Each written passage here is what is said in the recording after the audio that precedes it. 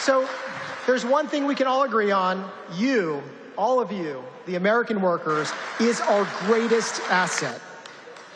And as your acting Secretary of Labor, I can assure you that President Trump is truly building the workforce for the golden age of the American worker right here in Pennsylvania. So God bless Pennsylvania, God bless the United States, and God bless Donald J. Trump. Thank you.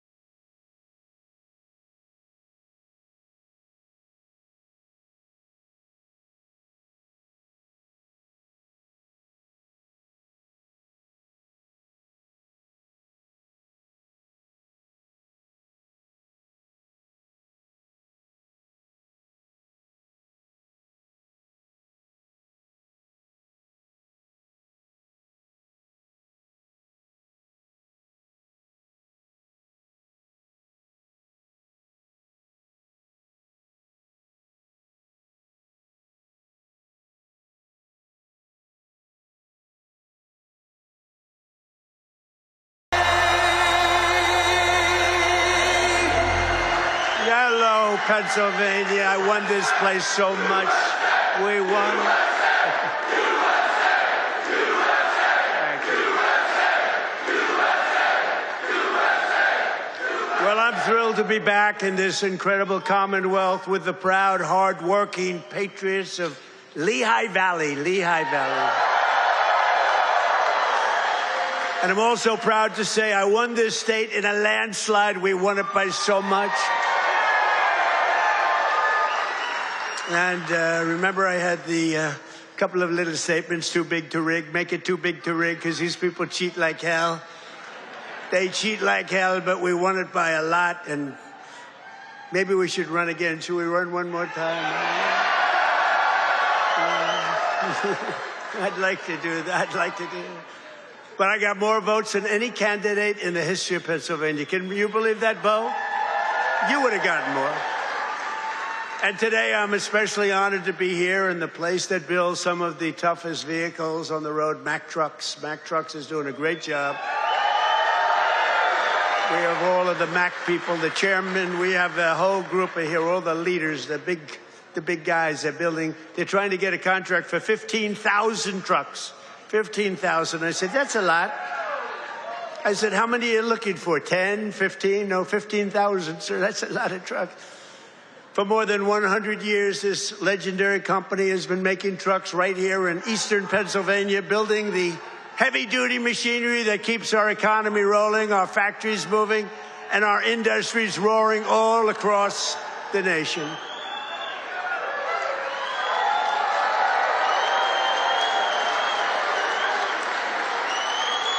And you are the men and women who put your pride and spirit into those beautiful words, stamped on every Mack truck that said, made in the USA. It's made in the USA. And I want to especially thank the president of Mack Trucks, Stephen Roy, who I just met, who's a great guy, a great patriot, very Republican, too, which I like. He's a very strong Republican. Stephen, where are you, Stephen? Stephen. We got to get a certain very talented congressman reelected. You know that. We got to get him. Where are you? Where are you, Mr. Congressman? We got to get you back in. Thank you, and thank you, Stephen. But a very special thanks to every single worker at this fantastic factory. The job you're doing here is incredible. And I know you're applying for a big one, and we'll see how that goes. We'll have to call up some people and see if it's good. If your price is right. Is your price right, Stephen? I don't know. Maybe we'll get it down a little bit. We'll get it down. 15,000 trucks. That's a lot of trucks. But that's what this is all about. It's greatness. You built this country, and you are the ones who are making America great again. We're the hottest country in the world. For decades, the workers of this Commonwealth watched globalist politicians let other countries rip you off and close your factories, rob your jobs, take them away to foreign lands. And then I came along. We stopped it very quickly. Then we had a rigged election. But they were so stupid, they kept everything going a little bit for us. And what we've done in the last year and a half, nobody's ever seen anything like it. They put America first, they put China first, they put illegal aliens first and everybody else first but you. But we put you first by a lot. But at long last, you finally have a president who is putting workers first, putting Pennsylvania first, and putting America first. We're doing that, and we're doing it like nobody's ever seen before. And starting on my first day back in office, and this goes all the way back to 2016, too, but right from a year and a half ago, nobody's ever seen anything like this. We're the hottest country anywhere in the world by a lot. But I stood up to the trade cheaters. They're cheaters and abusers and violators of the world like no president has ever stood up before. And now I'm standing up again because Iran cannot have a nuclear weapon, if that's okay. And we're doing quite well. I placed 50% tariffs on foreign copper, aluminum, and steel so they couldn't come in and steal your jobs. and sometimes even more than 100% tariffs. They weren't going to come in from foreign lands and steal your jobs. If they wanted to come in, they pay 100%, they pay 200%, they pay I don't care what it is. They're not going to steal your jobs, okay? And they stop.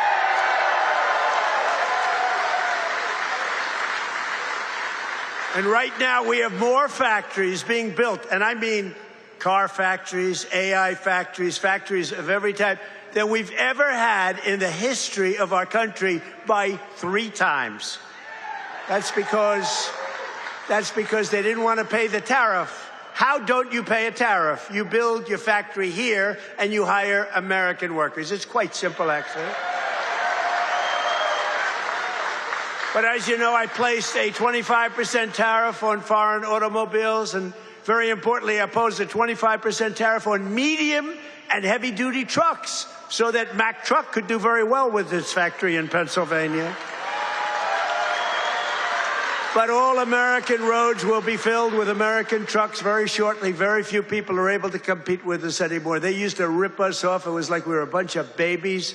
American labor worked with us, too. I just met the head of your unions, and they've been terrific. They work with us, and they're fair. They treated us good. Maybe we could negotiate a little bit tougher. Where the hell are the union guys? Those guys are great. They're great. There they are. I want to just say hello. We gotta make sure you vote for our congressman here. I'm not doing this for my health. Right? Muser. We even have Muser here. That's right. Within a single year of taking office, I slashed trade deficit with China by the largest amount in the history of trade. And we, by the way, have the biggest trade deficit cut in the history of our country, 67%. Think of this. We had a trade deficit. We cut our trade deficit. If you're a president and you cut it by 1%, they say, oh, you're doing a great job. 2%, you're a genius. I cut it by 67%.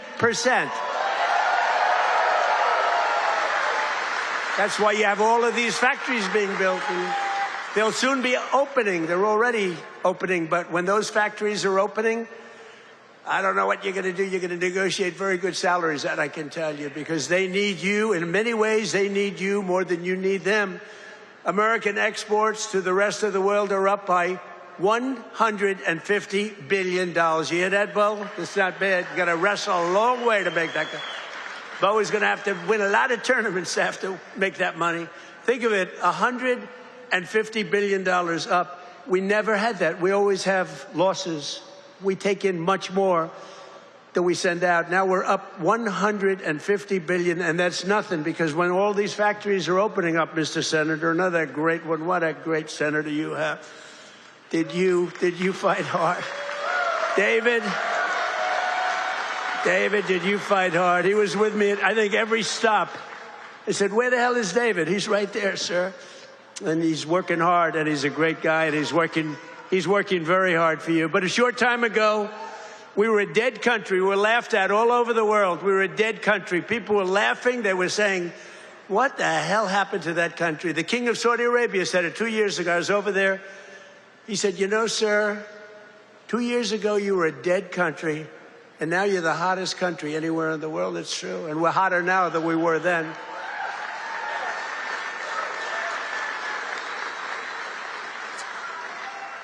He then proceeded to announce that he's investing $2 trillion in our country, along with Qatar, along with UAE. Bahrain is investing, Kuwait's investing, but countries from all over the world, they're all investing in the United States. 2 years ago, they wouldn't even think of it. They thought we were finished. When I went to China 2 weeks ago, I met with President Xi, and we greeted each other, and he looked at me and he said, man, do you move fast. Because they thought they had us, but now it's really the opposite. We are doing numbers that nobody's ever seen before, so it's great. It's great. We had a great meeting. But as you know, we just achieved a historic peace agreement with Iran to end the conflict in the Strait of Hormuz. And by the way, yesterday, 19 million barrels of oil flowed out of the Strait of Hormuz, a very beautiful place. That's the most That's the most oil in the history of the Strait. No, it's never been any, you've never seen anything like that. It's called an oil gusher. And most importantly, we are ensuring one thing very importantly, because this is why I did it. I did it for this reason, 99% for this. Iran will never have a nuclear weapon, and they've agreed to that. But remember, this wasn't easy. We had 47 years worth of presidents and other people, other countries too. We're not the only one that never did anything.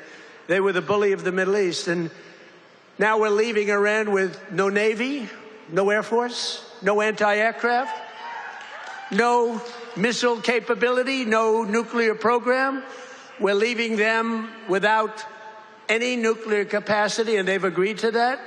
And we're getting along quite well, although if you read the fake news, you never know. Think of it, the fake news. They have no army, they have no navy, they have no air force, they have no anti-aircraft. We can fly over Tehran just at will. Nobody going to do anything to us. And then I read the fake news that they're doing quite well. They're not doing quite well. These people right there, look at all of them. Whoa, whoa, whoa. That's a lot of press. That's almost as much press as Bo had at the White House last week when he knocked out his opponent in the first round. Right? I think you had more. Bo had more press. But the Iran economy has been crushed, and their defense industrial base has been damaged so severely that it'll take them many years to rebuild, many, many years. And now we're trying to work out a deal that's fair. And we also want to work out a deal. You know, the stock market hit a new high today again. And oil, for the first time in months, hit, think of it, $70 a barrel. So we got at 70. That equates to a very low price. Oil is going to come charging down. And with oil comes everything else. Because I inherited from these Democrats. You know, they're Democrats.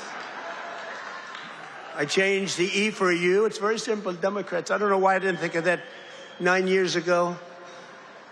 I just thought of it about a month ago. They're Democrats because their policies are so dumb. Men and women's sports.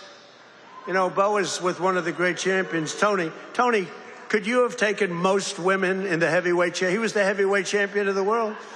Do you think you would have had trouble with a woman of approximately your size? Be hard to find a woman of your size, but if we did, I think you would have been okay. What do you think, Bo? Could he have handled it? I think so. What about you, Bo? Could you handle a woman of approximately your, 182 or something? Think there's a 182-pounder that could give you a little tussle? I don't think so. I don't think so. He's such a nice guy. You say, no, not really. I don't think so. When she looked at those ears of Bo, when she looked at those ears, she'll say, I'll take a pass.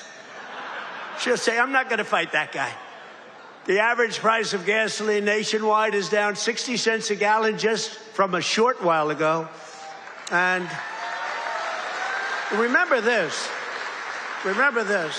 We had to make this detour. We had to go to Iran. You can't let them blow up the Middle East and then us, if that's possible. We would have gotten them before, but they would have blown up Israel. They would have blown up the entire Middle East. You can't let that. You want to see a bad economy? That's a bad economy. So, but remember that our oil in the middle of this conflict was less than it was for sleepy Joe Biden. And we're putting out a fire.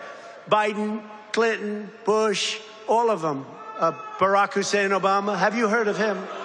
Have you heard of Barack Hussein Obama? None of them did anything. Obama gave them $1.7 billion in green cash. Remember, on a 747, they flew over piles of cash, $1.7 billion. Gave them hundreds of billions of dollars and thought they could bribe them into peace. No, the only thing they understand is what these guys in the front row understand is the hammer. Because if you look at what we did to their nuclear capacity with those beautiful B-2 bombers, that was truly a hammer. In fact, we named it a hammer, Operation Hammer. But our economy is ready to soar to levels the world has not seen before. I believe that, David. I think it's going to levels that nobody's ever seen before. All these factories are being built, and they're going to be occupied, and they're hiring people now. And it's going to be something very beautiful. I don't know who's going to follow me, but remember that I was the one that did it, okay? Somebody's going to walk into office and they're going to have the most successful country in history, and they're going to be bragging what a great job they did. Now, we did it. In 4 long years of the crooked Joe Biden administration, they got less than $1 trillion of new investments. So think of it, Crooked Joe. What do you like better, Sleepy Joe or Crooked Joe? Ready? Sleepy Joe. Crooked Joe. I'm surprised. I like Sleepy Joe better, but Crooked Joe. They're both good. I use them both. But in less than 1 year, so they did much less than $1 trillion of investment from outside the world. Much less than $1 trillion. We just have the final. We had 11 months at 18, but we just got the final. $19.1 trillion in 12 months. Can you believe it? Investment from all over the globe. And since the election, the stock market has set 73 all-time records. In other words, yeah, sit down. We've got plenty of time here. It's an honor that you're all standing. Oh, look who we have, the Wall. Stand up, Wall. Look at this guy. Oh, I'm going to get a suit just like that guy. I'll bet he's been to 200 rallies. Him and, where are my guys? Oh, look at my guys, front row Joes. I got these front row Joes. And where are the women from North Carolina? They're here. They travel all over the world. I don't know what the hell's with their husbands. These beautiful women from North Carolina. They travel all over. They went to 200 rallies. How many rallies have Front Row Joe's gone to? Hundreds. Everyone. And then it was very sad. My last rally, I said, I may never see you again, right? And then we won the election in a landslide. And who the hell do I see? I see my Front Row Joes. So I'm happy about that. Thank you. What a group. We had some group. We'd be all over the place. And when they didn't make the front row, it was very demeaning to them. They were not happy, right? But the front row, they became actually very famous, Front Row Joes. And the typical 401k, as you know, is up almost $30,000 in, it was 12 months, it was 13 months. It's up 44%.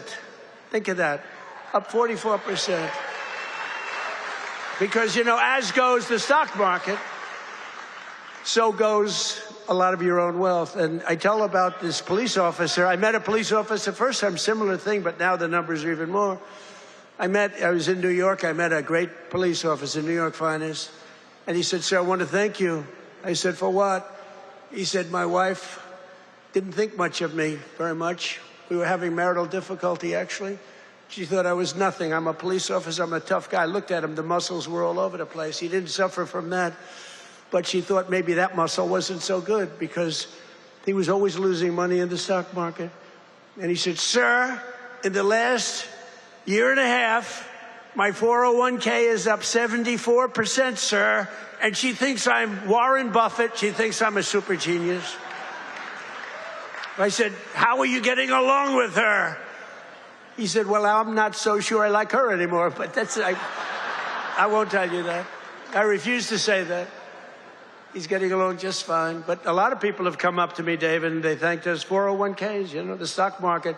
Who has a 401k here? Yeah, look, a lot of people. More Americans are working today than at any time in the history of our country, and we've created over 32, think of this, 32,000 new jobs just starting in Pennsylvania alone. David, you have to get credit for that. And in the last few months alone, we've added 2,600 Pennsylvania manufacturing jobs, and that number is going to go much, much higher as the factories start to open. Because right here in Lehigh Valley, Eli Lilly has just announced, great company, by the way, drug company, a $3.5 billion investment in a brand new state-of-the-art manufacturing facility right down the road. That's going to create over 1,000 jobs, just that one. Nokia is investing $30 million to expand its semiconductor testing and packaging operations, thousands of jobs. And B. Braun has announced a $20 million expansion of its medical device manufacturing operation in Allentown. I love Allentown. I love any place that votes for me. which is the entire state of Pennsylvania, the entire Commonwealth. Never make the mistake of using the word state. Although I'm not sure that people care, but the Commonwealth of Pennsylvania voted for us at levels that nobody's ever seen before, David, and you too, and we're proud of you because you had guts. This man had guts. He lost one time to a tough candidate, then he did it again to a tougher candidate, and I tell him if he didn't win, his wife, who's a beautiful woman, would have left him. I'm telling you. Dina, she would have left him. So he had great courage doing it a second time. He was a very successful guy. He ran. Stand up, David. She would have left. I was so worried because he's a friend of mine, and that was a tough race. You know, he was running against a guy 24 years that his father was in for like 30 years. That's a long time, and he had to beat him knowing the pressure. That's called pressure. Knowing his wife was gone if he didn't make it. She was gone 100%. But he's married actually to a terrific woman. She probably would have stayed. I'm not 100% sure.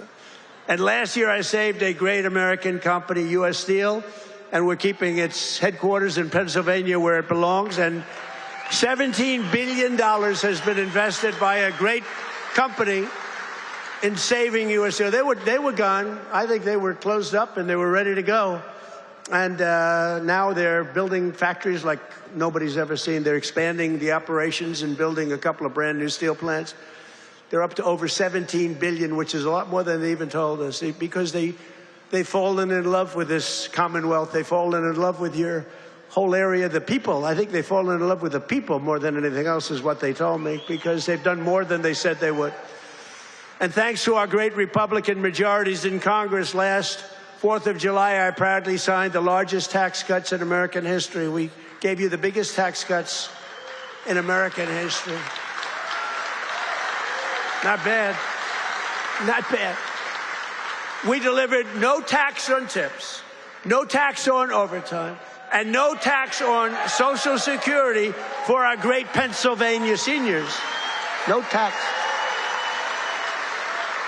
And our tax cuts are projected to boost take-home pay for Pennsylvanians by an average of more than $10,000 a year per household. Think of it. Not bad.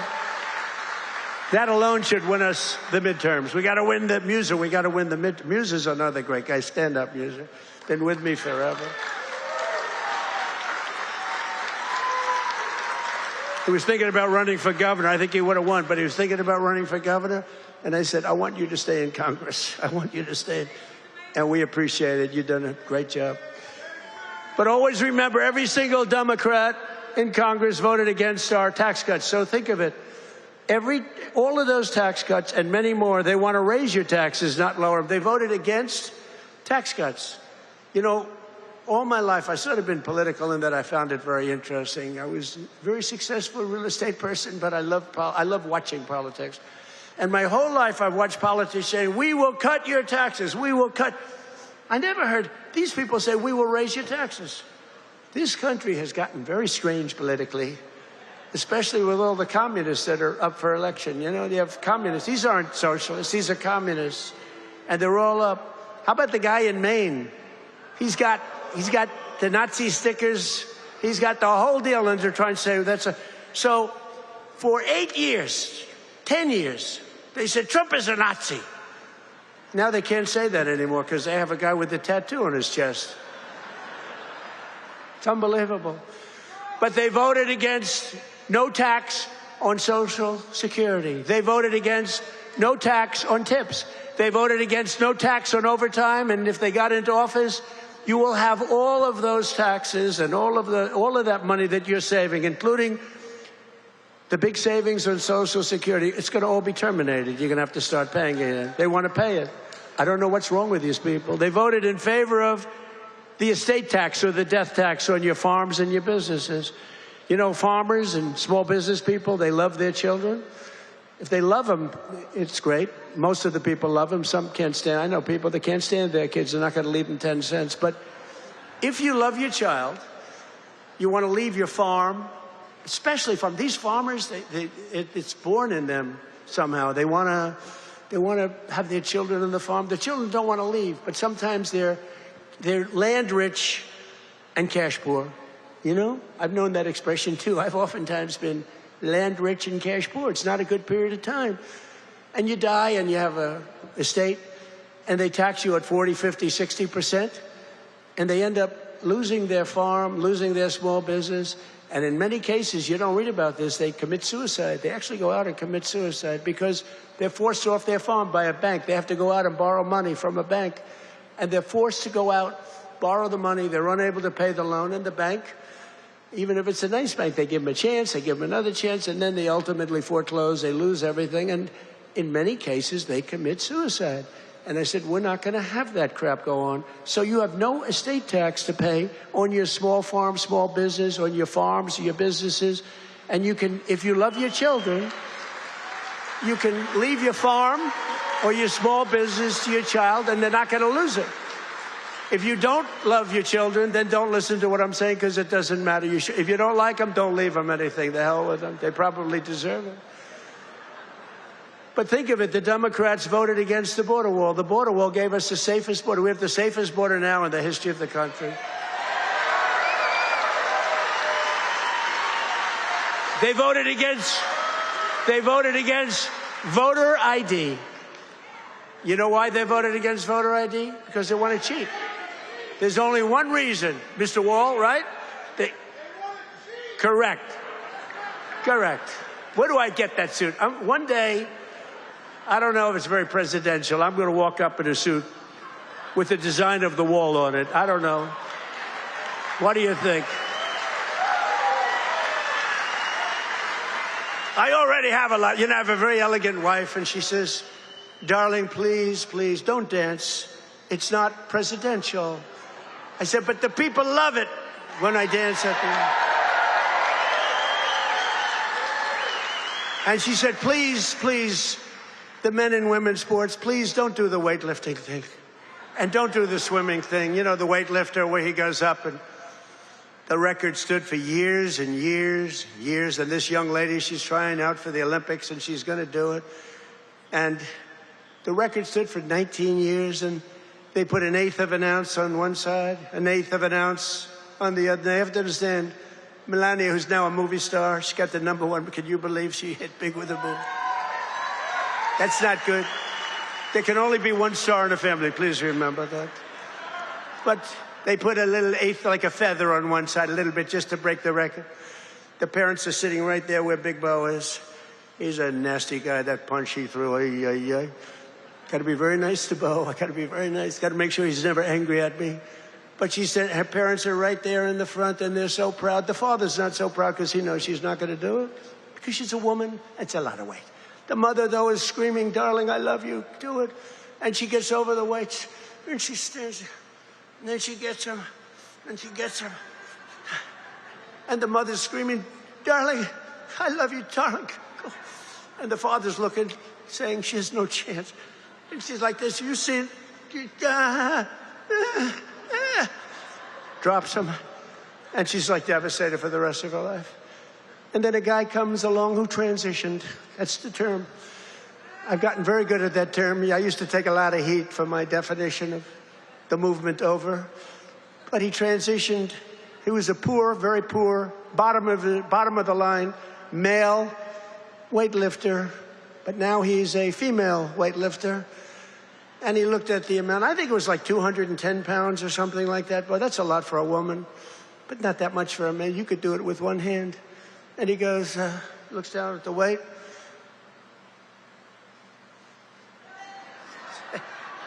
I think he did a few things for emphasis. And he won the medal. And everyone said, oh, isn't that wonderful? Are we crazy? Men should not be able to participate in women's sports.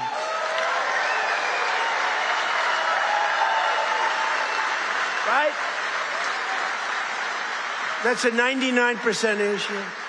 Do you ever hear the fake news? They say, that's an 80-20 issue. No, it's not. It's 99-1. You know, I've been doing politics now for 10 years. Not that long, considering I've won 3 elections. You know, so we're not. But we did great in the second one. It was a rigged deal. But pretty short. But with all of that, And all of the time I spend speaking to people, they say, sir, could you cut taxes on this? Could you get me a tax deduction on a car loan? I did that. By the way, I did that. If you borrow money to buy a car, you got to do all these things. They ask me for hundreds of things. Not once did anyone ever come up to me and say, sir, please, this is so vital. You have to be able to have men play in women's sports. Please, sir, could you pull that off? I've never had anyone ask me for that. So I say it's a 99-to-1 issue, not 80-20. The fake news back there, they say, oh, that's a tight issue. But I don't like talking about it because I want them to continue on with that. I want them to continue on with the, they're in favor of the mutilization of your child for transgender purposes, the mutilization of your child. And I would say politically, it's a very good thing to run against a person that's in favor of that kind of stuff. So we let them, we don't bring it up during off-political seasons, but we have a political season coming up. And they'll be doing all of that nonsense, and they're going to lose a lot of elections. And now, if you look at New York, we have all communists running. They're all excited. They're going to win their primaries, but I can't imagine they can beat a normal Republican. So I think it's a good thing, Muser. What do you think? I think it's a good thing. Wouldn't you like to run against somebody like that? Well, Shapiro's not that much better, to be honest with you, but I won't say. They're all being forced. They're all being forced. A guy like Shapiro, he's going to be forced to the left. Otherwise, he's not going to get the nomination. But they voted against proof of citizenship. Think of it. We'd like to have proof of citizenship. You walk into the voting booth. Would it be okay, sir, if I looked at your citizenship? How dare you ask me for my citizenship? You know, in California, if you ask that question to a voter, you are criminally liable. In other words, they can put you in jail. If you say, sir, do you have proof of citizenship? They put you in jail if they ask that question. You're not allowed to ask that. Did you know that? It's the craziest thing I've ever seen going on. Hey, did they screw the kid, Pratt? Boy, he's leading, and all of a sudden he's lost. And it was sort of interesting. The election, you ever see an election where they're 2.5 weeks in? An election that takes weeks to count the votes? But after the evening, it looked like he was going to win or certainly be in the runoff. And then I started hearing rumors as the days went by, days and days went by, that Pratt is fading. He's fading. I said, they rigged the election. And then lo and behold, he didn't qualify, even though he was so far up in the third place person that it was almost impossible, and he didn't qualify. And then it started happening with the next candidate, Steve Hilton, who's running for governor. He was up in front, just about leading, no problem. And all of a sudden, about 4 or 5 days after, this is after the election's over, they said, Steve Hilton is starting to lose votes. I said, here we go again. And I called up the U.S. Attorney in California. They said, we're going to have a number in the next week. Next week. I called up the very powerful, very good U.S. Attorney in California, and I said, do me a favor. Take a look. They're trying to steal that election, too. I guess they called up. They said, this is the U.S. Attorney call. We have your great U.S. Attorney here today, by the way, and your assistant U.S. Attorney. They're doing great. David, thank you. But so over the next week, he was definitely going to lose, but the U.S. Attorney called. We want to check your votes. About an hour after the call, ladies and gentlemen, Mr. Hilton has won. So had I not made that call, Steve Hilton would right now be watching the election from home. So I don't know, he would have a great chance, but the election's totally rigged. California's totally rigged, all mail-in ballots. It's a disgrace. We got to pass the Save America Act, okay? Got to pass.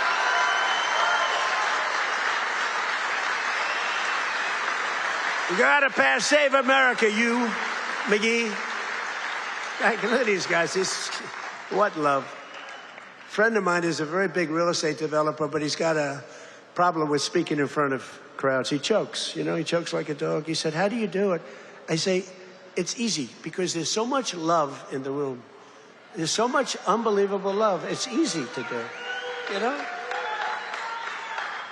No, he's got this tremendous fear of speaking. He said, the guy's a major player. Most of you have heard of him. And he's a killer. He destroys people for a living. Financially, not physically, financially. Physically, he can barely walk. He's a basket case. But he's up here. He's very smart. And he destroys people. He's very rich. But he can't get up in front of a crowd and talk. I said, what's wrong with you? He said, I don't know, I have a fear of crowds. Do you believe it? All sorts of people. You know, a lot of people want to do what I did. A lot of people, well, David did it. David was very successful, but he's a great speaker. But a lot of people, they say, well, Trump became president. From being a very successful businessman, he became president. I want to do it too. And that's when they find out that they might have the flaw of speaking, or even worse, is a terrible past. You know, the past will come out to haunt you. It's not an easy thing to do, but I love it. You know, I say it's real easy to do when you have people that love you. I guarantee, who here voted for Trump? Yeah.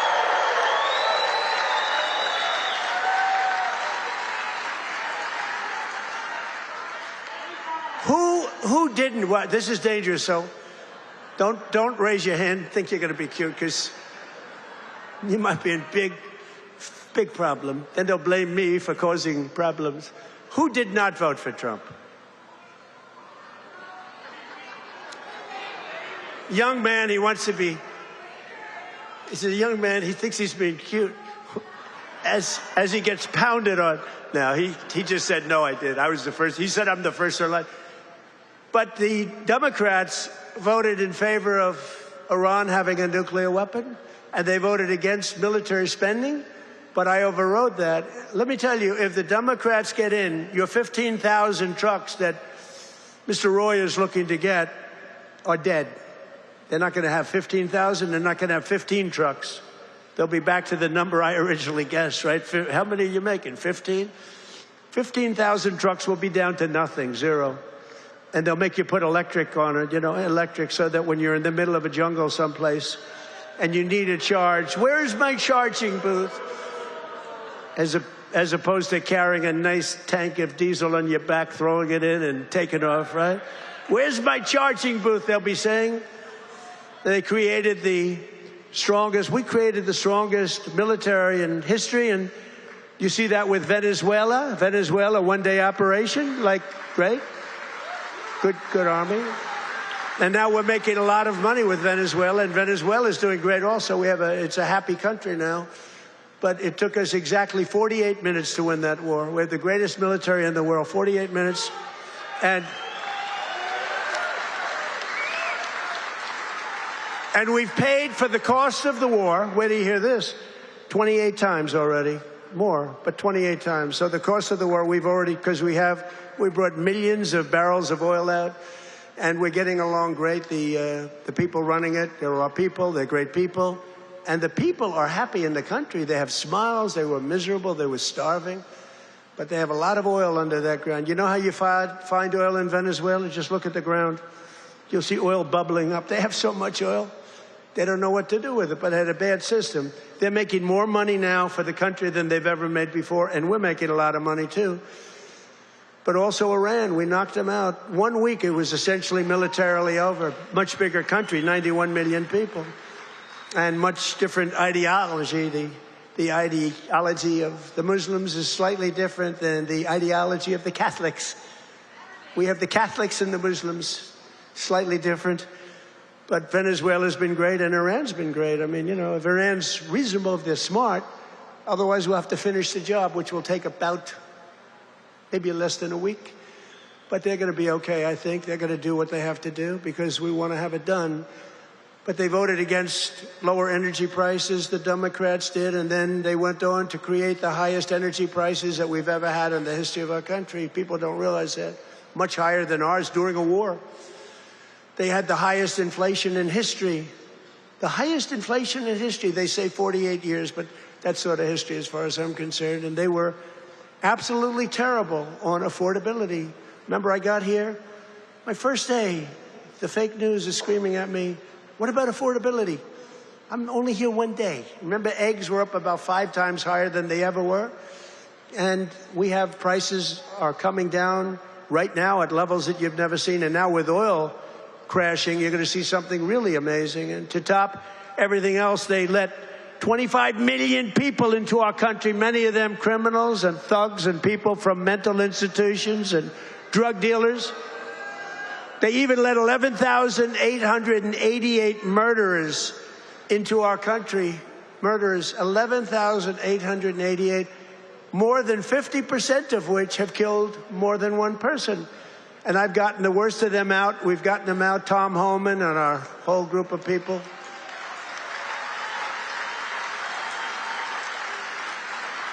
But the Democrats want open borders, and they want them all to come back in. You can imagine that.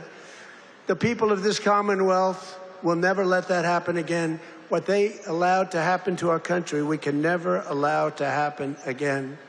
As an example, the war with Russia and Ukraine would have never, ever started if I were president. We can never let elections get rigged again. But we're pleased to be joined today by one of those Pennsylvanians who's benefiting from the historic tax cuts, Sergeant Sam Elias, with the Bethlehem Police Department, who's a great guy. Ooh, they know him. Sam works the night patrol so that he can help his wife take care of their 6 beautiful children during the day. And I'm told their youngest is named Melania. Can you believe that? They named Melania. Where did you come up with that one? After our great First Lady. So Sam is taking home thousands of dollars extra because of no tax on overtime. And Sam, do you want to come up and say a few words? Come on up. Come on up, Sam. Thank you for all you do. Thank you.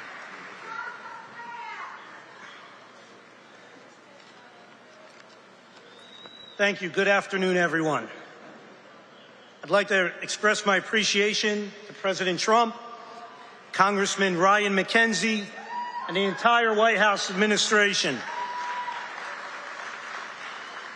As a father of 6 children in a single-income household, I can tell you the Working Families Tax Cuts is a policy that helps my family. Hard work should pay off, not get punished with higher taxes. No tax on overtime, no tax on tips means more money in the pockets of working Americans. For my family, these savings have translated to what was once a day trip to the park, is now an overnight stay at the Jersey Shore. Bigger tax returns have allowed Americans to create new family memories and save for future projects. As the President said, I also work night shift as a police sergeant in the fine city of Bethlehem. Thank you.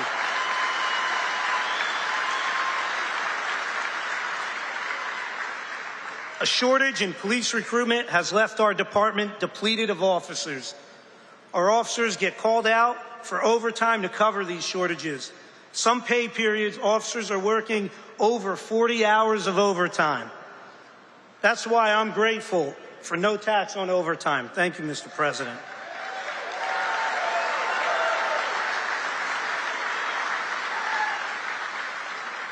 I'm also thankful for the support President Trump and Congressman McKenzie have shown for law enforcement. You understand that communities thrive when we invest in public safety. Congressman McKenzie has stood strong with public safety and working families. And that's why he's been endorsed by the brothers and sisters of Bethlehem FOP Star Lodge 20.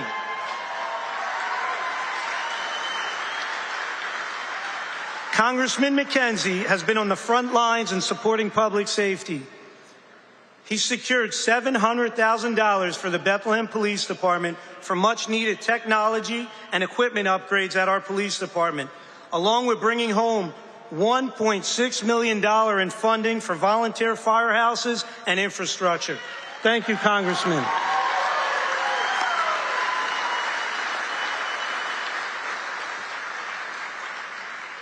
I'm a very grateful American, a son to Lebanese immigrants who came to the United States 50 years ago in pursuit of the American dream.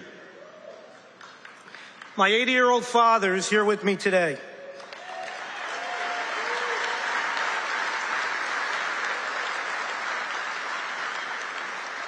He would often tell me, work hard and it'll pay off. Well, 50 years later, thanks to President Trump and Congressman McKenzie, my father's dream has come true. I thank you for that.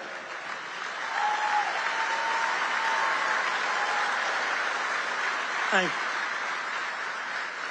you. Additionally, thank you to President Trump and your entire administration.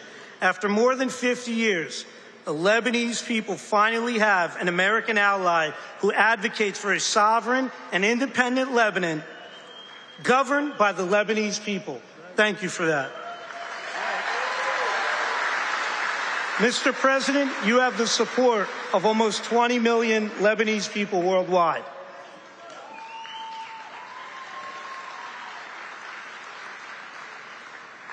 Leadership is more than a title, it's action. I'm grateful for the actions coming from President Trump and Congressman Ryan McKenzie.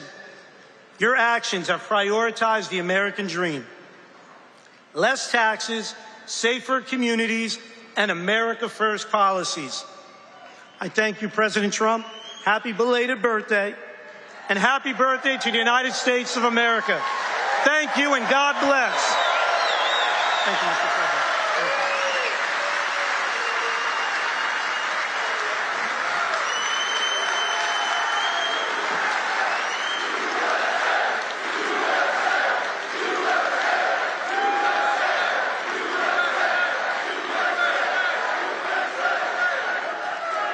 Thank you very much. You know, I just looked at all these pages. I said, oh, we're in trouble. But you know what? That was good. That was a good job. I was a little worried when I saw the pages after page. Very good. Great job. Sam, where's your father? Hello, Pop. How are you? Got a good boy. Got a good boy. Yeah, taking care of your people. So our administration is also delivering one historic win after another for another group that works a lot of overtime, and that's our great auto workers. We have a lot of auto workers in here today. But just as I promised, the UAW workers, and we did great with them. You know, Republicans, I don't know, for whatever reason, they don't do like I do. But in the campaign, I ended Biden's insane electric vehicle mandate, that crazy mandate, which meant that in a short while, all cars had to be all electric, and many of them would be built in China and others in foreign countries all over the world. That's what was going to happen, and I stopped that. I ended it in my first week in office. I ran on it. And you know what? If you like electric cars, I think that's great. I wouldn't say Elon was thrilled with what I did, but he understood that. But if you like electric cars, I think it's great, but you have to have the right to buy a regular, I mean, we have more gasoline than any country anywhere in the world if you want to have gas. If you want to have a hybrid, you can have whatever the hell you want, including electric. But I terminated Biden's disastrous fuel emission standards that would have crushed Mack trucks. Mr. Roy, your company would be crushed if I didn't do that. You wouldn't be bidding on anything, neither would anybody else.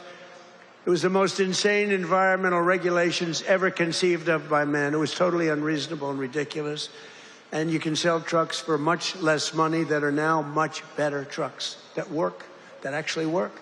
And we made interest on auto loans, fully tax deductible, but only if you buy a car that is made in the USA. Otherwise, we're not interested. Otherwise, we're not interested. And I saved the auto manufacturing business in America. We have more auto plants being built today than we've had in 60 years, than I think maybe ever. And bigger and better. They had a big one in a certain state that I love also. I love a lot of places. And they took out this old plant, but it was big. And I said, did you redo it yet? They said, we're not redoing it. We're ripping down and building a brand new one, a beauty. You know the one I'm talking about, David. But we're pleased to be joined today by Pat McHugh, a Marine Corps veteran, a great guy who spent 28 years with Mack Trucks. And he leads the cab assembly and serves as new product line launch leader. It's a big deal. And Pat's grandfather worked here, his dad worked here, and now his son is working here and doing well. And they know how important it is to keep manufacturing jobs in Pennsylvania. Pat, say a few words. Mr. President.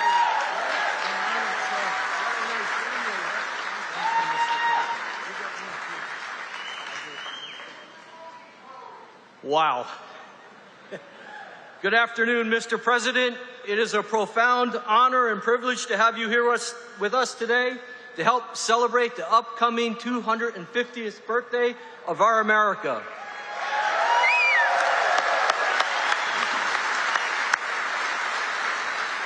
and most recently, our 125th anniversary of building Mack trucks.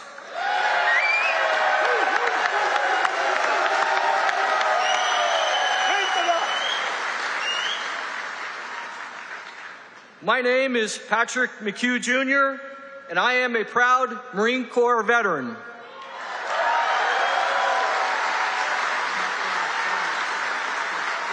In addition to that, though, I am an even prouder Mack truck employee.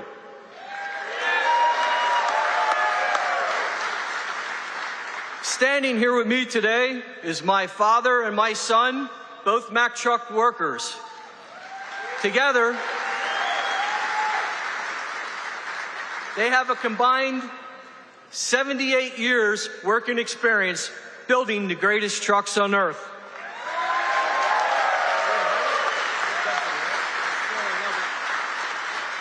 You can say Mack Trucks runs in our blood. At Mack Trucks, we work hard to build the trucks that help build America. And we are proud that those trucks are built in the United States of America.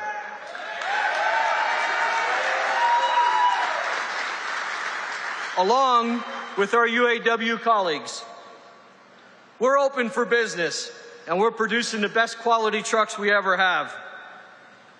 On behalf of our entire team, we warmly welcome you to our plant, Mr. President, home of the finest trucks in America, built by the most skilled and dedicated workforce in the trucking industry.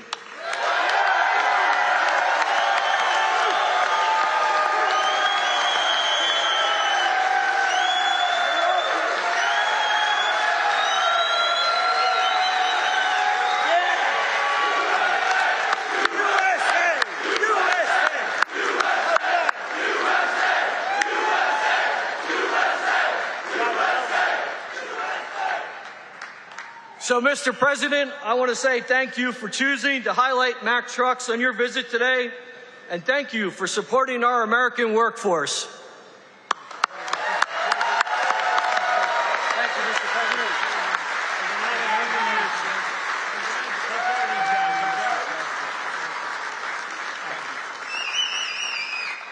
No, thank you, Pat. That's a good family. That's a great family. Great people. They're proud of your company. I want to also thank two people, very special people, because I know them and I know what they do, and it's not easy, but they've done a great job. David Durgan and Timothy Herzog of the UAW committee. Where are you guys? Thank you.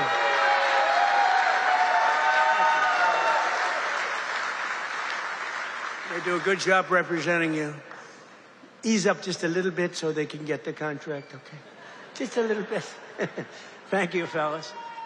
Get this congressman elected. That's what you got to do. But we're pleased to be joined also by Labor Secretary Keith Sonderling. Keith, where are you, Keith? Where's Keith? Hi, Keith. Good job. Is he treating you guys good? Is he all right? He better treat you good. A very special guy, somebody that everybody wanted. I have to tell you, everybody wanted him. He's some person. He was actually an astronaut. He went out, he made a lot of money because he's smart. And he's now the NASA administrator. You saw that rocket 2 months ago up and go around the moon in record levels, the furthest any ship has ever flown, and come back. And he's working very heavily on the moon. But what he's done with NASA is amazing. And he's a very special person and a brilliant one, Jared Isaacman. Jared, thank you.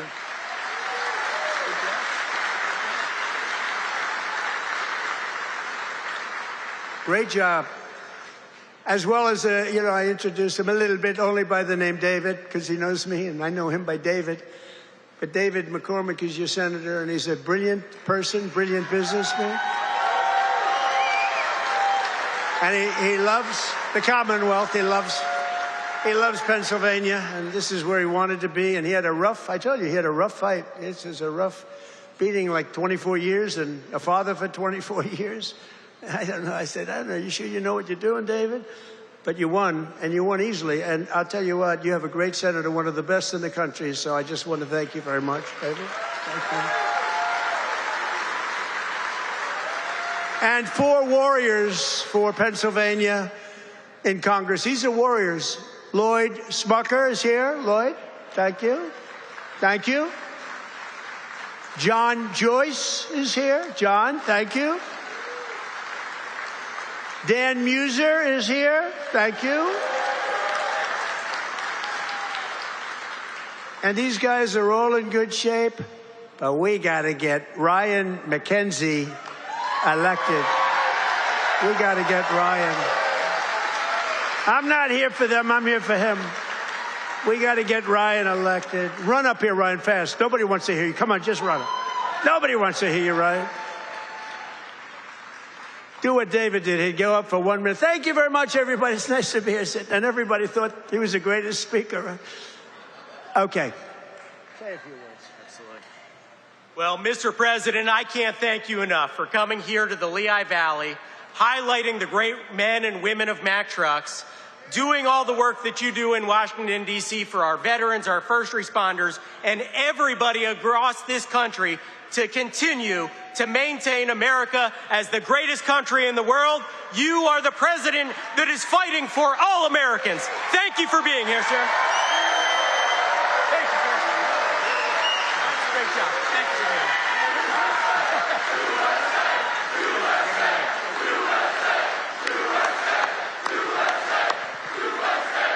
That's great. Wow, that's great. He learned something from you, David, huh? That's great. We also have one of the greatest writers anywhere in the country who knows more about the Commonwealth of Pennsylvania, I think, than anybody. She's a terrific person. Right from the beginning, she said Trump is going to win, therefore I like her. She said Trump is going to win in 2015. In fact, she wrote an article in 2014. She said this guy Trump should run. I hadn't thought too much about it. I was having a lot of fun putting up buildings, but she was very early on, and I really mean it. I don't think there's anybody that knows more about. They used to call it the Rust Belt. I call it the Money Belt now. It's gone from the Rust Belt to the Money Belt. Either one is okay, but there's nobody that knows more about it than Selena Zito. She's fantastic. Where are you, Selena? Where are you, Selena, with your beautiful daughter? Thank you, Selena. Selena's an incredible woman, and her daughter is following in her footsteps. She's just been so good. Very powerful writer, actually. Some of the biggest papers in the world. It's nice to have good stories on occasion, truthful stories. Thanks as well to the president of the NRA who's here with me, Bill Bockenberg. Bill, stand up.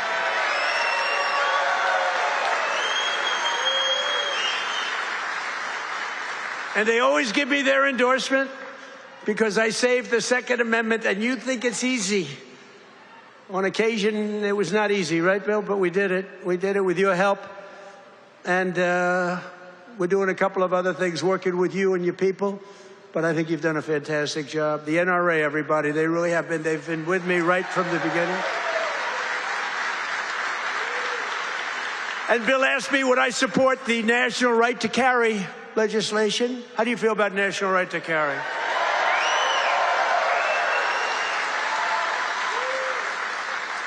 That's my free poll. You know what that is? That's a free poll. I don't have to pay $300,000 to somebody that doesn't even do polling, you know, to give you phony numbers. See, those are real numbers. National right to carry. Yeah, we're working on it. And we have a very special guest who you just saw on the highest rated fight show ever in the history of television, the UFC Freedom 250. So this guy, well, I just have to set it up a little bit if I don't mind. Because I'm thinking, you know, I'm a similar size. I weigh more than he does, actually. So therefore, I have a tremendous physical advantage over him. His muscles are slightly harder and slightly younger. He's a lot younger. But I think I can do it because I'm a great athlete. He knows I'm a very good golfer. And I'm much better off on the golf course against him than I'm on the wrestling mat. But he went virtually undefeated. I mean, he went 4 years. He was the top wrestler. His friend, Tony, who's a another champion I'll introduce you to, Tony. But these two guys were on the Penn State team, and Bo Nickel went, I mean, you couldn't defeat the guy.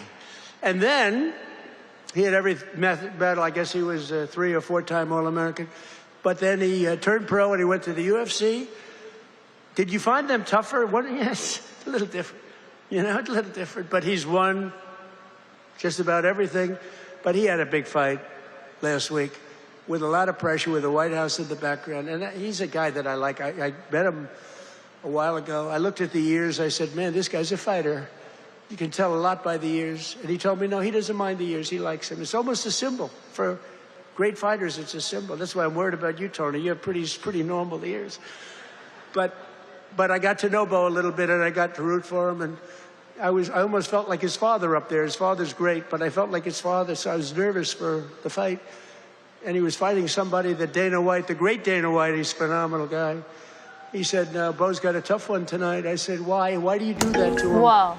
Because if you lose it this night, it was the biggest audience they've ever had, by far. The whole world watched it. The people at the White House, we had 5,000 seats around the cage we built, and we had 100,000, more than 100,000 people in the park right next door. We had the largest television audience they've ever had, by far. They said, why do you have to give him such a tough opponent? He was pretty tough. But then it happened. So Bo is known as a great wrestler because he was the best wrestler by far in college. Nobody could beat him. And I figured Bo would be wrestling. But no, he wasn't wrestling. He was punching. I said, Bo, grab his legs and start wrestling. That's what you do. But he didn't do that. He didn't listen to me. And he got a shot off that was brutal. And in the first round, right, knocked him out. He was really knocked out. Great fighter. The guy was a great fighter, is a great fighter. So I just want to thank, he's from Penn State. He loves Penn State. He is the NCAA wrestling champion. And just fantastic. And his friend, and you probably know, is also, I think you were roommates, right? That's a tough room. I wouldn't want to fight these two guys. Let's go pick on those two guys. I don't think so. But he was the heavyweight, and he lost a lot of weight. He weighed 35, 40 pounds. I asked him, how much did you wrestle? About 40 pounds heavier. In other words, you want to live, right? You decide to lose it.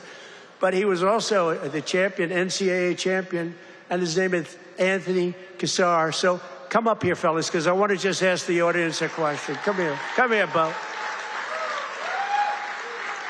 So here's my question. If I work out for the next couple of months, really work hard, lifting those weights away, and really, really work, could I beat Bo or Anthony in wrestling? You're very disloyal. You're very disloyal. Say a couple of words about your fight. Thank you. Appreciate it. Wow, what an honor to be here. I think walking up here, I was almost as nervous as the fight. But it feels like a fight. Yeah, it feels like it. But this is exciting. I'm grateful to be here with everybody. So grateful to President Trump for making an event that, in my mind, never seemed possible happen. UFC Freedom 250 on the White House lawn. Unbelievable. I don't think there are too many presidents that have the courage to do something like that, and, just so unbelievable. For me, both my parents were high school teachers. My dad was a wrestling coach. My grandpa was a wrestling coach, and I grew up around sports and just competing from 5 years old, and so to be able to do something like that is a dream come true, and it's just through hard work, effort, discipline, and a lot of time in the wrestling room, a lot of time in the cage that I was able to do that. And that's really because America is the land of opportunity. And if you set your mind to something and you feel passionate about what you do, you can accomplish anything. And thank you. I don't want to take too much time, but I want to tell a quick story about the first time I met President Trump. It was in 2019 at the White House, and our team and I won the Nationals, the NCAAs, and at Penn State, we are. Let's go. And we were given the opportunity to meet President Trump, and it was really special because he took a lot of extra time to talk with us as wrestlers. I think he respected the wrestlers a lot, and I told him that when I'm done wrestling, I was going to fight. And he asked me if I needed a manager. And I thought that he has better things to do than that. But really since then, I feel like we've had a special connection that I'm extremely grateful for. And you know, fast forward 7 years, I'm fighting on the White House lawn, and I turn and look at my corner, and President Trump is right next to him.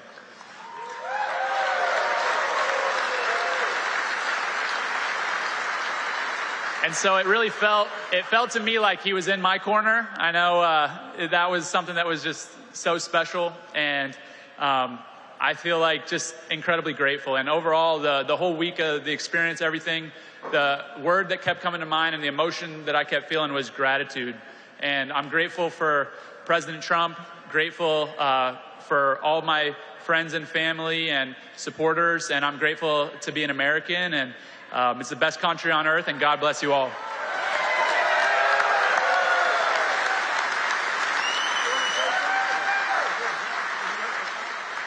How's everybody doing? This is an awesome crowd. I'll keep this really short. It's just an honor to be here. Bo and I have been roommates since our freshman year at Penn State and never could imagine this, but it's an honor to support Mr. President, this great nation, and the American workers that build the foundation of the United States of America. So as a small business owner, real estate investor, I just want to thank President Trump for the big, beautiful bill, all he's done for small business owners. And most importantly, I pray that God will continue to bless him and guide him to lead this great nation. And God bless all of us. Thank you.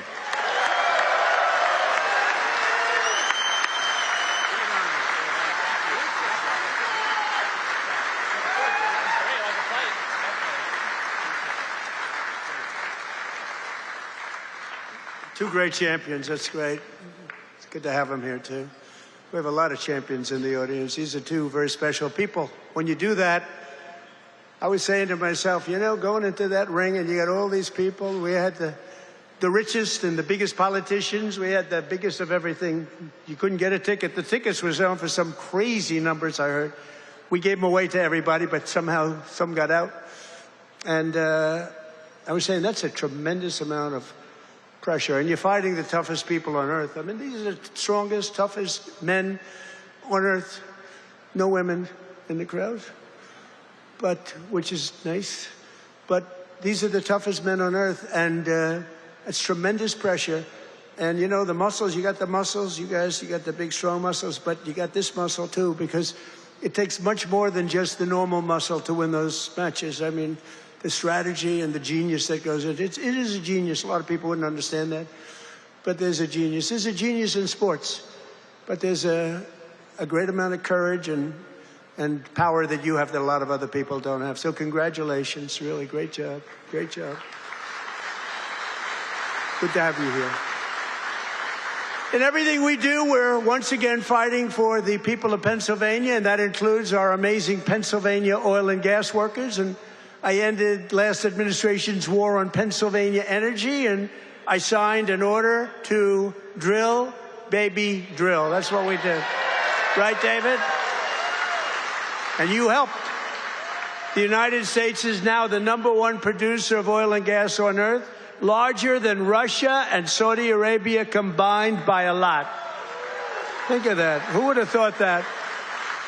We were in 4th place. Now we're larger than, and that doesn't include Venezuela. Include Venezuela once, because it's essentially should be included. I also ended the war on clean, beautiful Pennsylvania coal. In fact, in my administration, you're not, because you know coal was dead. China uses it. Other countries, very successful countries, use it. The unsuccessful countries use wind, those beautiful windmills that blow around and round and don't do anything except cost you money. Every time it goes around, you lose $10. It's supposed to make money with energy, not lose money. No, wind is every country that's using wind is a disaster. Every country that's using our beautiful substances from underground are doing very nicely, thank you. But in my administration, you're not allowed to say the word coal without preceding that word with the words clean, beautiful. So you say clean, beautiful coal. And I have Secretary of the Interior, Doug Burgum, who's fantastic, and Chris Wright. And they made a speech about coal, and they mentioned coal like 50 times in the speech. It's all about coal. And they kept saying, clean, beautiful coal, clean, beautiful coal. I said, no, it's enough. It's enough. But we're not allowed to use the word coal without saying, because what they can do with coal today is amazing. It is clean, it is beautiful, they can clean it. And it's a very powerful form of energy. And if you look at China, they're building 57 coal plants throughout, big monster plants all over their country. And then we're not supposed to do that? No, we're doing that. Clean, beautiful coal. We've invested over $1 billion to save dozens of coal mines. We've saved them. They were ready to close, and some had closed.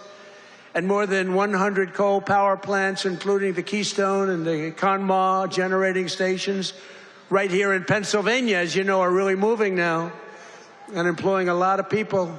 They were all getting ready to close up. They were essentially closed. We're working hard to lower the cost for all consumers, and we want powerful energy.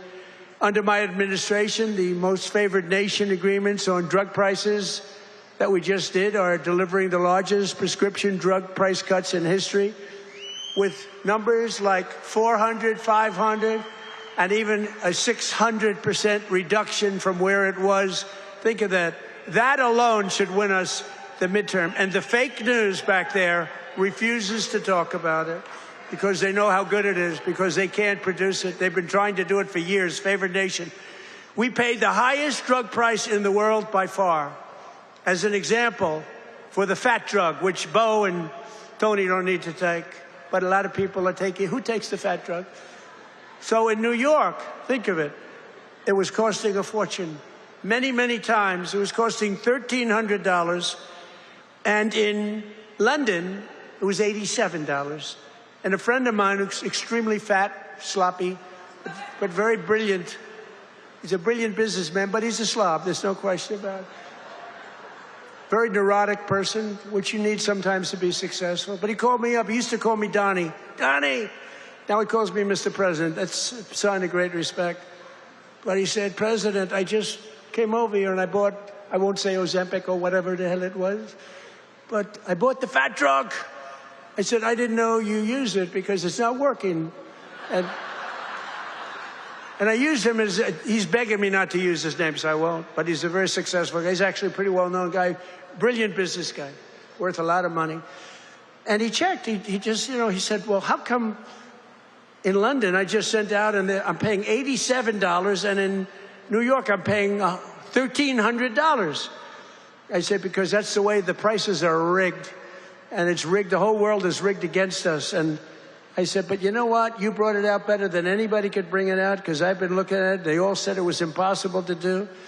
And I went to the drug companies. I said, well, it's not going to be any more. You're going to raise their price a little bit. You're going to lower ours a lot, because the world is bigger than us. So it really worked that way. And they said, well, we'll do it. They were very unhappy, but they knew I wouldn't get it from the countries, because you had to get it from the countries. Then I went to France. I said to a very nice man named Emmanuel Macron, I said, Emmanuel, you got to raise your prices on drugs. Of course I will not do that. Why would I do that? Because it's unfair. We're paying 10 times more than you, and you're going to have to raise them a little bit. We're going to drop ours a lot. He said, no, I will not do that. I said, yes, you will. He said, I will not do that. I said, yes, you will. We're putting a 100% tariff on all wines and champagnes coming into the United States. He said, yes, I will do that. I promise. And I had the same conversation with Germany, with every country, with UK. Every single one of them within 5 minutes agreed to do it. Nobody could believe it. And they agreed to raise their price, and we have gotten the biggest price reductions in the history of drugs, medical. Nobody's ever seen anything like it. So instead of paying $1,300, you'll be paying about $175. Nobody's ever done that before. And this is on many, many drugs. A pill that sells for $10 in London and selling for $150 in Texas or any place, it's all the same in the United States. They basically discriminated. So now instead of $10, it goes to $20, because again, the world is a big place. And we would bring ours down to 20, from like 150 down to 20. This is the kind of price reductions you're getting. Go to Trump.com, by the way. And I didn't name it. That was Bobby Kennedy that did it with Dr. Oz. Everyone thinks I named it. I did not name it, but that site is through the roof. And These are the biggest price reductions in the history of our country for anything having to do with drugs, prescription medicine. So that alone should win the midterms. And there's a real chance that they would end it because they're totally controlled by these foreign countries, the Democrats. So starting next week, weight loss drugs will be available for just $50. Think of that. For seniors who previously had to pay $1,200, $1,300, $1,400, couldn't pay it. Think of that. Now, they don't want to write. Look, they turn the cameras off when I talk about it because they don't want good stuff for us, because they don't want us to win elections. And why, I don't know. Why they want to have people pouring into our country, why they want to have high taxes, why they want to have all of these problems that took place over the last 4 years of the last administration, one of the worst administrations in history. But the other ones wouldn't be much better because they have all of these crazy policies. They've gone communist. But just over 1 year ago, we inherited the worst border in history. But I quickly turned it into the most secure border in the history of our country by far. Almost nobody is able to get in. And in the past 13 months, and this is a chart kept by generally Democrat people, in the past 13 months, 0 illegal aliens have been admitted into the United States. Think of that. 0. And even I find that hard to believe, but it's 0. I mean, they'd love to have it be high, but we can't do that. We have a country, and we're going to run it well. We don't want to have prisons released into our... some of these countries were emptying their prisons into the United States of America through the southern border. Prisons, prison population. Some of the countries had no prison population left. You know what that saves them? Some of them had no mental institutions. The mental institutions were taken. All of those people were taken to our southern border and allowed to just walk freely into our country under Sleepy Joe Biden and his group of thugs, their group of real thugs. Weaponization, that's all they're good at, weaponization and cheating on elections. In 2025, we achieved the largest drop in the murder rate ever recorded in the history of our country, despite the fact that we haven't gotten all of these criminals out of our country. We had the lowest since 1900, that's 125 years ago.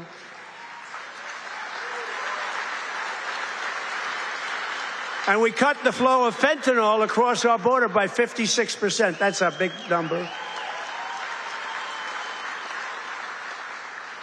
And we cut the flow of illegal drugs coming in by water, coming in by ocean or sea.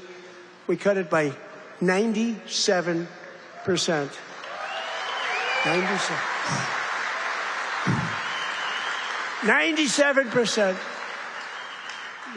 It's very drastic, but people aren't traveling that way too much anymore.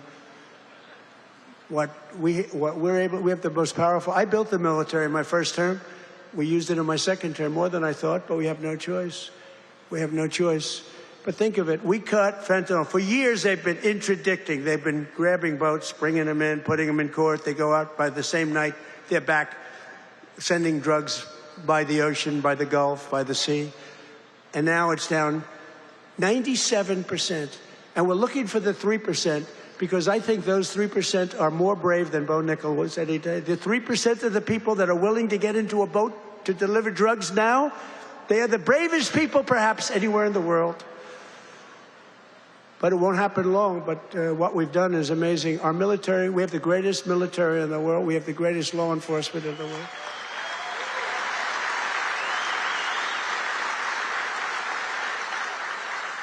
And we have the highest number of recruiting.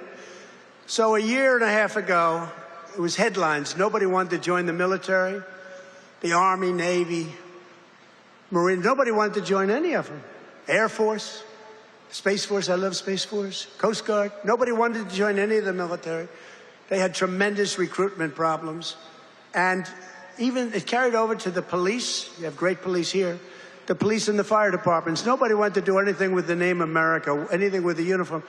And today, we have the highest recruitment, the most successful recruitment. Every single slot is filled. And that includes, they want to be policemen, and they want to be firemen and women. So we went from the least successful in our history, David, to the most successful in the history in terms of recruitment. It was very embarrassing. A year and a half ago, 2 years ago, and it all happened from November 5th. That's when we won the election. From November 5th on, everybody wants to be a soldier. Everybody wants to be in the Army, the Navy, the Marines. They want to fly the jets in the Air Force. The Coast Guard is hot. Everything's hot. And, of course, Air Force. You know, I started Air Force. That was a part of the Air Force. The Space Force was part of the Air Force. I said, no, it's got to be separate. Got to do its own thing. And it's become. So we were in third place 4 or 5 years ago, and I put it in. We were losing to China and to Russia.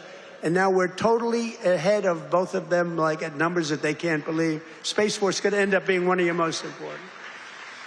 To stop the massive theft of taxpayer dollars, including millions of illegals, we've launched the war on fraud, led by our great Vice President, J.D. Vance. He's doing a great job. Doing a great job. Smart guy. We ended Medicaid for illegal immigrants, and we redirected $50 billion to make the largest investment in rural health in the history of our country, hospitals and everything else in the rural areas. And with the help of our Republican majorities in Congress, we will defend our jobs, our factories, our safety, and we will defend our borders like never before. We will crush violent crime, impose harsh new penalties on dangerous repeat offenders that shouldn't be in our country, crack down on Marxist prosecutors and judges, and we will immediately end the most dangerous thing that's ever been put into our country from the standpoint of law enforcement. Is called no cash bail. You kill someone, you go to the judge, they let you out, then you kill somebody in the afternoon. It's crazy. That was the beginning of crime. We will pass the great health care plan to stop all payments to big insurance companies and give the money directly to the people so they can buy their own health care, which will be much better care at a much lower cost. And we will pass the Save America Act to protect our sacred American election.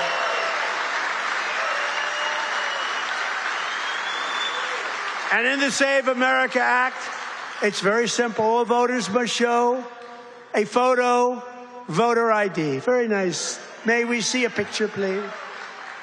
All voters must provide proof of citizenship. And there will be no mail-in ballots except for illness, disability, military deployment, or travel.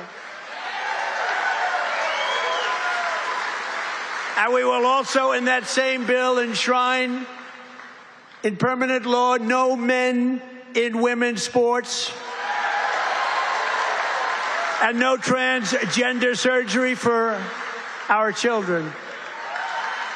So together, with the help of patriots throughout Pennsylvania and all across the land, we will make America powerful again.